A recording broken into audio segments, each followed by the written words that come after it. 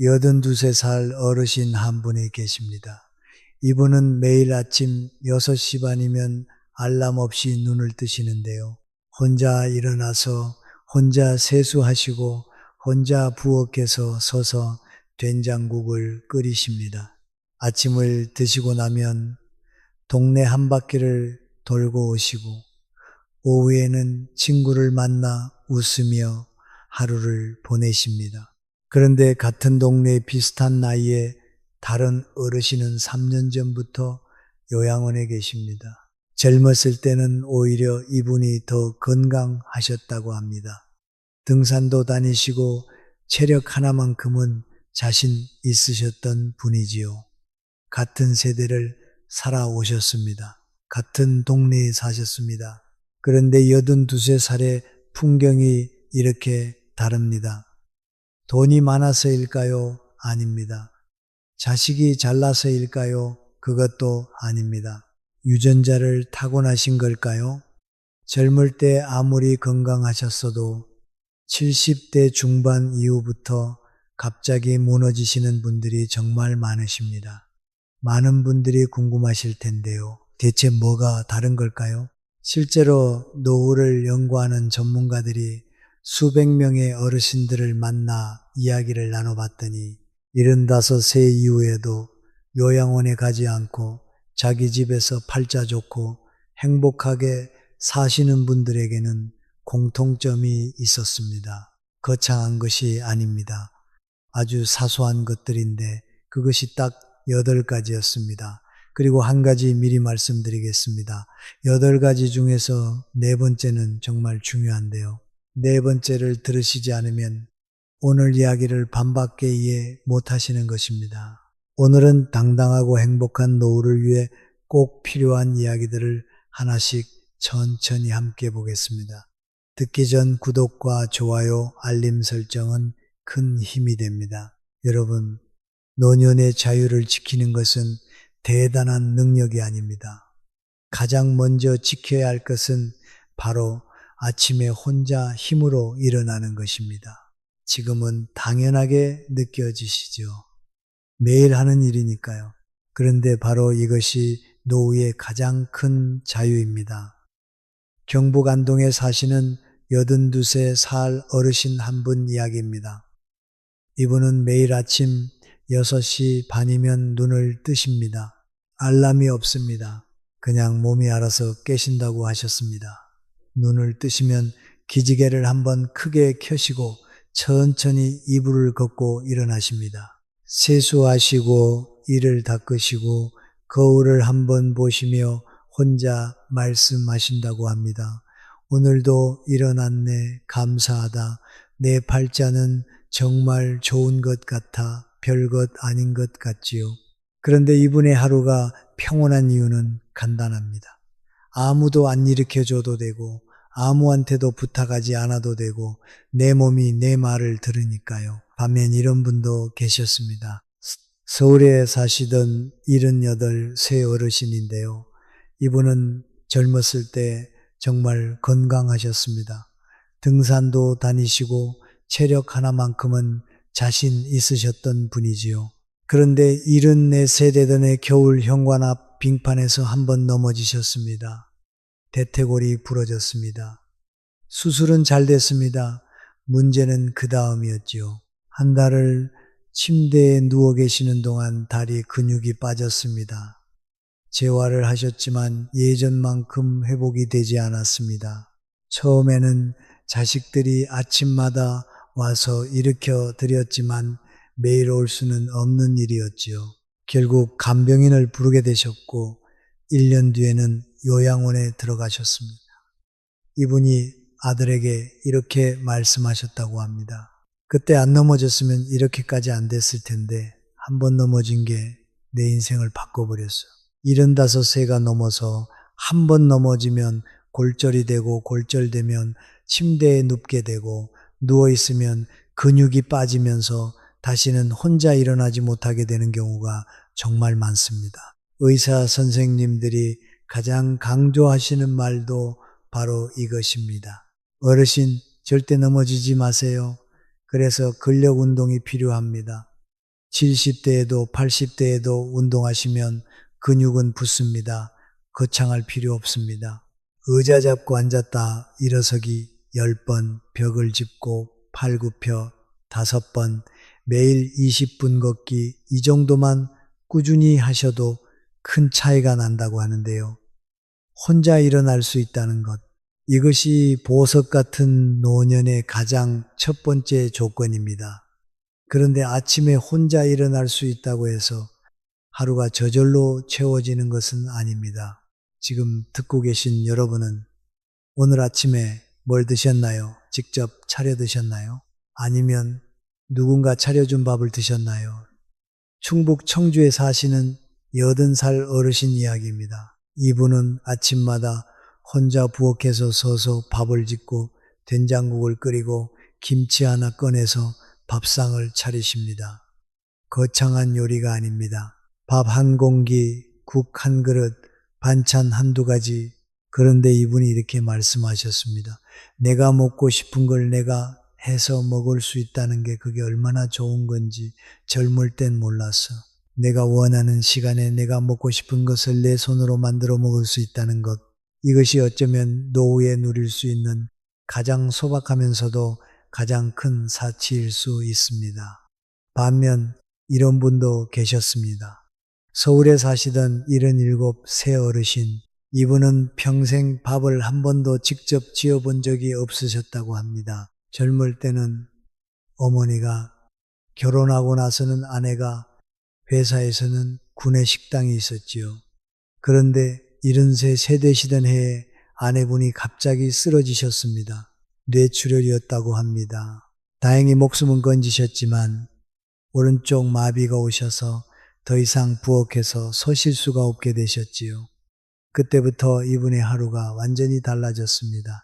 편의점 삼각김밥, 컵라면, 동네 분식집 떡볶이, 한 달이 지나니 체중이 빠지고 2달이 지나니 기운이 없어지셨고 석 달쯤 되니 영양 불균형 진단을 받으셨습니다. 제대로 된 식사를 하고 싶어도 방법을 모르시니 할 수가 없었던 것이지요. 혼자 밥을 해 먹는다는 것은 단순히 배를 채운다는 뜻이 아닙니다. 장을 보러 나가니까 바깥 활동이 생기고 무엇을 먹을지 고민하니까 머리를 쓰게 되고 직접 만들어 먹으니까 입맛도 살아나고 소화도 잘 되지요. 혼자 밥을 해 먹을 수 있다는 것은 몸과 마음이 모두 아직 건강하게 돌아가고 있다는 신호입니다. 거창한 요리를 할 필요가 없습니다. 밥을 지을 수 있으면 됩니다. 계란 하나 삶을 수 있으면 됩니다. 김치찌개에 두부 하나 넣어서 끓일 수 있으면 그것만으로 충분합니다. 요리 실력이 중요한 것이 아닙니다. 내 밥은 내가 챙긴다는 마음가짐이 중요한 것이지요. 이것이 행복한 노후를 만드는 두 번째 조건이자 요양원 걱정 없는 팔자 좋은 사람이 지키고 있는 힘입니다. 그런데 혼자 밥을 해 먹을 수 있다고 해서 하루가 완성되는 것은 아닙니다. 밥을 먹고 나면 하루가 남지요. 그 하루를 집안에서만 보내게 되면 몸도 마음도 조금씩 다치기 시작합니다. 바로 여기서 세 번째 차이가 벌어집니다. 여러분, 오늘 밖에 나가셨나요? 꼭 어디를 가셔야 해서가 아니라 그냥 현관문을 열고 바깥 공기를 한번 마셔보셨는지인데요. 혹시 주변에 이런 분 계시지 않나요? 예전에는 매일 아침 공원에 나가셨는데 어느 순간부터 오늘은 좀 피곤해서 무릎이 좀 아파서 날씨가 안 좋아서 하시면서 집에만 계시는 분 하루 이틀은 괜찮습니다. 그런데 그게 일주일이 되고 한 달이 되고 석 달이 되면 어떻게 될까요? 전남 순천에 사시는 79 새 어르신 이야기입니다. 이분은 매일 아침 8시에 집을 나오십니다. 집 앞 경로당까지 걸어서 7분. 그것이 전부입니다. 아는 분들과 차 한잔 마시고 이런저런 이야기 나누시고 점심때쯤 돌아오십니다. 가끔은 동네 마트에 들러 두부 한 모사 오시기도 하고 천천히 산책만 하고 돌아오실 때도 있다고 하셨습니다. 이분이 이런 말씀을 하셨습니다. 바깥에 나가면 바람이 불어 그 바람을 맞으면 나 아직 살아있구나 하는 생각이 들어. 바깥에 나간다는 것은 단순히 이동하는 것이 아닙니다. 바람을 느끼는 것이고 햇빛을 받는 것이고 세상이 아직 돌아가고 있다는 것을 온몸으로 확인하는 것이지요. 반면 경기도 수원에 사시던 여든한 새어르신은 77세 되시던 겨울 빙판길에서 미끄러지셨습니다. 발목인대가 찢어져 2달을 집에 누워 계셨지요. 깁스가 풀린 뒤에도 밖에 나가지 않으셨다고 합니다. 처음에는 발목이 아직 아파서, 그 다음에는 날씨가 추워서, 그 다음에는 나가봤자 뭐 할 게 있나 싶어서 3달이 지나니 다리 근육이 눈에 띄게 줄었습니다. 6달이 지나니 지팡이가 필요해지셨습니다. 1년이 지나니 혼자 현관문 밖을 나서는 것 자체가 두려워지셨다고 합니다. 바로 여기에 무서운 점이 있습니다.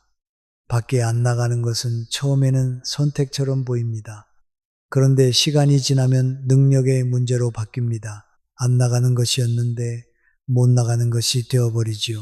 세계보건기구 보고서를 보면 75세 이상 어르신이 2주 이상 외출을 하지 않으면 하지 근력이 급격히 떨어질 수 있다고 합니다.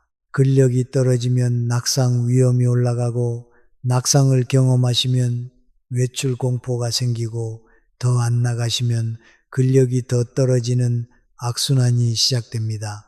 그리고 밖에 나간다는 것은 몸만의 문제가 아닙니다. 집에만 계시면 생각이 안으로만 들어갑니다.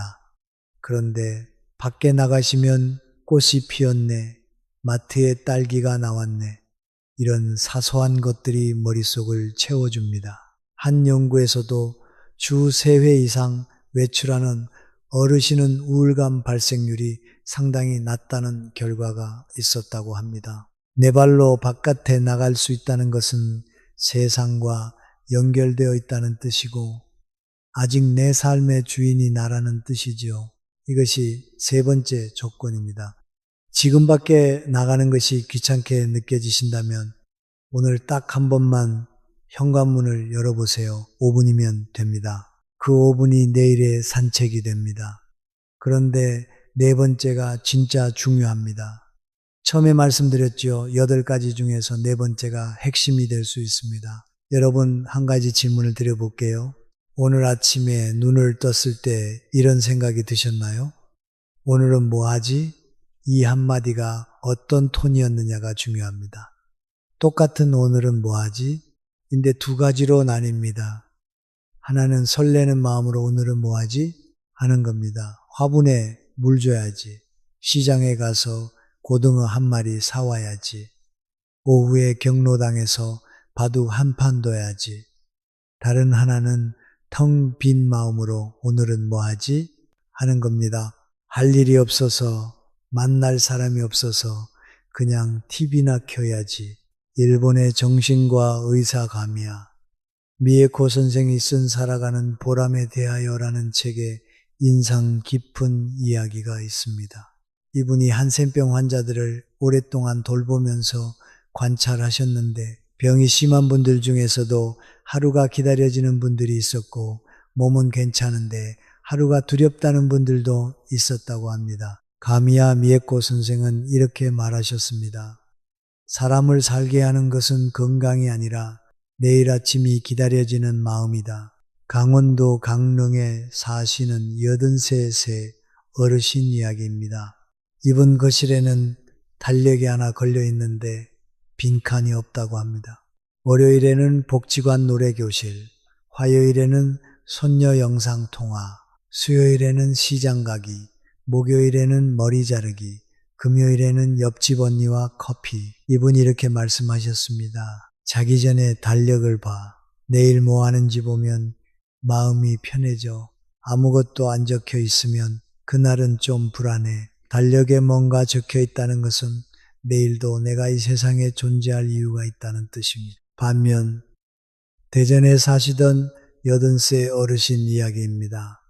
이분은 퇴직 전에 중학교 교장 선생님이셨습니다. 매일 할 일이 산더미였지요. 그런데 65세에 퇴직하시고 나서 달력이 텅 비기 시작했다고 합니다. 70살쯤 되셨을 때 하루 일과가 이렇게 바뀌셨습니다. 아침에 TV를 켜고 점심때까지 소파에 앉아 계시고 낮잠 주무시고 또 TV를 보시다가 주무시는 것. 아내분이 여보 오늘 뭐 할 거예요? 하고 물으시면 이분이 이렇게 대답하셨다고 합니다. 뭐래? 할 게 없는데. 75세에 건강검진을 받으셨는데 몸은 비교적 괜찮으셨습니다. 그런데 의사 선생님이 한마디 하셨답니다. 어르신 혹시 요즘 하루가 좀 길게 느껴지시나요? 가벼운 우울 검사를 받으셨고 결과는 경도 우울이었습니다. 아프신 것이 아니었습니다. 돈이 없으신 것도 아니었고 자식이 부양하는 것도 아니었습니다. 하루가 기다려지지 않았을 뿐입니다.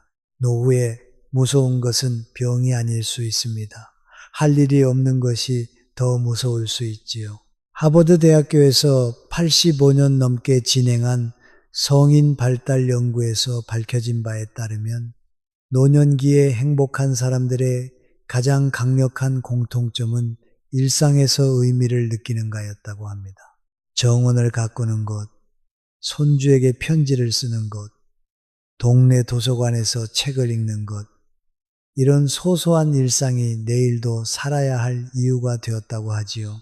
정약용 선생도 유배지에서 18년을 보내시면서 이런 말씀을 남기셨습니다.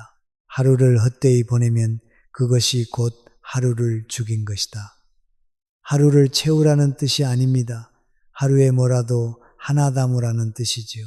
지금 혹시 하루가 좀 길게 느껴지시는 분이 계시다면 오늘 밤 주무시기 전에 내일 할 일을 딱 하나만 정해보세요. 뭐든 상관없습니다. 그 하나가 생기면 아침이 달라집니다. 5번째는 조금 현실적인 이야기입니다. 돈 이야기이지요. 그런데 여러분이 생각하시는 그런 돈 이야기가 아닙니다. 여러분, 솔직한 질문 하나 드리겠습니다. 지금 통장에 돈이 얼마 있으신가요? 75, 세가 넘으면 돈에 대한 감각이 완전히 달라집니다. 젊을 때는 돈이 더 벌고 싶은 것이었지요. 그런데 75세가 넘으면 돈의 의미가 바뀝니다. 돈이 안 빌리고 싶은 것이 되는 거예요. 충남 공주에 사시는 여든한 새 어르신 이야기입니다. 이분의 한 달 수입은 기초연금과 노령연금을 합쳐서 월 70만 원 남짓이라고 합니다. 넉넉하다고 할 수 없는 금액이지요. 그런데 이분이 이렇게 말씀하셨습니다. 나는 자식한테 손 안 벌려. 내 돈으로 내가 먹고 내 돈으로 내가 입고 내 돈으로 손주한테 용돈도 줘. 그게 제일 좋아. 이분은 자기 소유의 작은 아파트에 사시고 빚도 없습니다. 직접 반찬을 만드시니 식비는 한 달에 20만 원 정도, 나머지로 공과금 내시고 경로당에서 커피 드시고 가끔 손주한테 10,000원짜리 용돈 쥐어주시는 것이 이분의 행복입니다. 75세 이후의 돈은 풍요를 위한 것이 아닙니다. 존엄을 위한 것이지요. 그래서 3가지만 기억하시면 좋겠습니다. 75세 이후에는 큰 돈을 움직이지 않으시는 것이 좋습니다. 원금 보장 고수익 이런 말을 들으시면 여드는 위험한 상황입니다. 판단력이 떨어져서가 아닙니다. 손실을 회복할 시간이 없기 때문이지요. 내 집은 가능하면 끝까지 지키시는 것이 좋습니다. 집이 있으면 월세가 없으니 적은 돈으로도 살 수 있지요. 그리고 비상금을 따로 두시는 것입니다. 갑자기 병원에 가야 할 때, 보일러가 고장 났을 때, 자식에게 전화하지 않아도 되는 돈, 그 돈이 통장에 있다는 것만으로도 마음이 편해집니다. 한 가지 더 자식에게 돈을 주는 것도 조심하셔야 합니다. 아들이 사업한다는데 도와줘야지, 딸이 집 산다는데 보태줘야지 부모 마음이니 당연히 드시는 생각이지요. 그런데 줄 때는 기꺼이 주셨는데 나중에 내가 필요할 때 그 돈이 없는 경우가 적지 않습니다.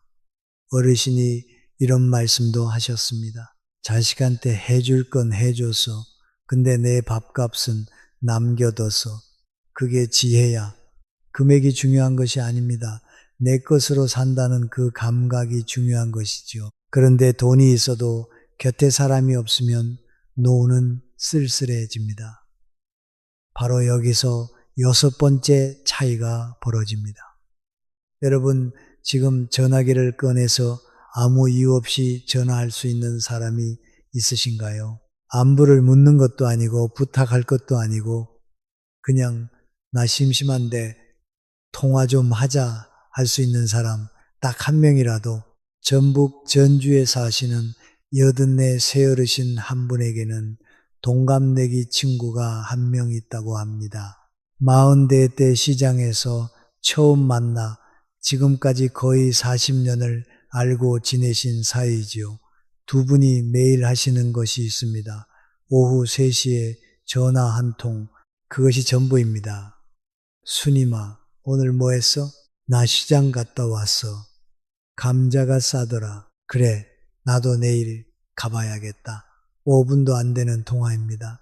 그런데 이분이 이렇게 말씀하셨습니다. 그 전화 한 통이 없으면 하루가 좀 허전해. 별 얘기 안 해도 그냥 목소리 들으면 괜찮죠. 하버드 대학교의 85년 행복 연구에서 가장 많이 인용되는 것이 있습니다. 노년의 행복을 결정하는 가장 강력한 요인은 재산이나 명예가 아니라 질 좋은 인간관계였다. 사람이 많을 필요가 없습니다. 마음을 터놓을 수 있는 사람이 딱 한 명만 있어도 외로움의 깊이가 완전히 달라진다고 합니다. 지금 떠오르는 사람이 있으시면 오늘 전화 한 통 해보세요. 별일 없지 그 한마디면 충분합니다. 그런 사람이 당장 떠오르지 않으셔도 괜찮습니다. 경로당에서 산책길에서 한 사람을 천천히 만들어 가시면 되는 것이지요. 자, 7번째는 좀 다른 이야기입니다. 사람이 있는 것도 중요하지만 혼자 있을 때 무너지지 않고 행복한 노년을 보내는 것도 중요하기 때문이지요. 중요한 이야기인데요. 75세가 넘으면 곁에 있던 사람이 떠나는 시간이 반드시 옵니다. 배우자가 먼저 가실 수 있고 친구가 아플 수 있고 자식은 매일 옆에 있을 수 없지요. 그때 무너지느냐 괜찮으냐 이것이 7번째 비밀입니다. 제주도 서귀포에 사시는 82세 어르신 이야기입니다. 이분은 5년 전에 아내분을 보내셨습니다. 50년 넘게 같이 사신 분이셨지요. 장례를 치르고 집에 돌아오셨을 때 빈 거실이 너무 조용했다고 합니다. 밥솥 돌아가는 소리, 밥 먹어요 하는 목소리, 그런 것들이 전부 사라진 거지요. 처음 석 달은 솔직히 나도 빨리 가고 싶어서 이런 말씀까지 하셨다고 합니다. 그런데 넉 달째 되시던 어느 날 아내분이 키우시던 베란다 화분에서 새싹이 올라온 걸 보셨다고 합니다. 돌아가시기 전에 심어두신들 깨었다고 했습니다. 그 새싹을 보는데 눈물이 나더라고. 당신이 남겨둔 거구나 싶어서 그래서 물을 줬어. 그날부터 아침에 일어나면 베란다부터 가게 됐어. 들깨 새싹 하나가 아침을 열어준 거지요. 그것이 화분이 됐고 화분이 텃밭이 됐고 텃밭이 1분의 상자가 됐습니다. 지금 베란다에는 화분이 12개, 상추, 고추, 깨씹, 방울토마토, 혼자 인간 맞아. 근데 외롭지는 않아. 할 일이 있으니까. 철학자 쇼펜하우어는 이런 명언을 남겼지요. 혼자 있을 수 없는 사람은 자유롭지 못하다. 75세가 넘으면 혼자 있는 시간은 피할 수 없습니다. 그 시간을 견디는 것으로 보느냐, 나만의 것으로 보느냐, 이 차이가 노후의 질을 바꿔놓습니다. 화분이 아니어도 됩니다. 라디오도 좋고 일기도 좋고 창밖을 보며 차 한 잔 마시는 것도 좋습니다. 혼자 있는 시간 안에서 나만의 평화를 찾을 수 있다면 그것이 7번째 비밀입니다. 자, 이제 마지막입니다. 8번째. 오늘 이야기의 끝이자 시작이기도 합니다. 여러분, 오늘 밤에 잠자리에 누우시면 어떤 생각이 드실 것 같으신가요? 오늘 하루 괜찮았다. 이런 생각이 드시나요? 아니면 오늘도 그냥 그랬다. 이런 생각이 드시나요? 경남 통영에 사시는 85세 어르신 이야기입니다. 이분은 매일 밤 잠들기 전에 하시는 것이 하나 있다고 합니다. 이불을 덮고 누워서 천장을 보시면서 오늘 하루를 떠올리신다고 하셨지요. 오늘 아침에 국 끓여 먹었지, 산책도 했고, 시장에서 옆집 할머니 만나서 이야기했었고, 저녁에 손녀한테 전화도 했네. 그러고 나서 혼잣말로 이렇게 말씀하신다고 합니다. 오늘도 잘 살았다. 이분이 이런 말씀도 하셨습니다. 내 나이에 내일이 온다는 보장이 어디 있어. 그러니까 오늘을 잘 마무리해야지. 오늘 후회 없으면 내일 와도 괜찮아. 반대로 밤이 두려운 분들도 계십니다. 낮에는 괜찮으시다가 이불을 덮고 누우면 생각이 밀려오시는 분들. 내가 왜 그때 그랬을까? 자식한테 좀 더 잘해줄 걸. 이런 후회들이 꼬리에 꼬리를 물고 잠이 안 오시는 것이지요. 노년 건강을 연구하는 의사 선생님께서는 이런 말씀을 하셨다고 합니다. 어르신들의 불면 원인 중 상당 부분이 신체가 아니라 마음입니다. 특히 후회와 걱정이 잠을 가장 많이 방해합니다. 철학자 세네카는 매일 밤 하루를 돌아보며 오늘 나는 어떤 잘못을 고쳤는가, 어떤 점에서 나아졌는가를 물었다고 합니다. 그런데 저는 세네카보다 이 어르신의 방법이 더 좋다고 느꼈습니다. 부족한 점을 찾는 것이 아니라 오늘 한 일을 떠올리시는 것이죠. 그리고 마지막에 잘 살았다로 마무리하시는 것이죠.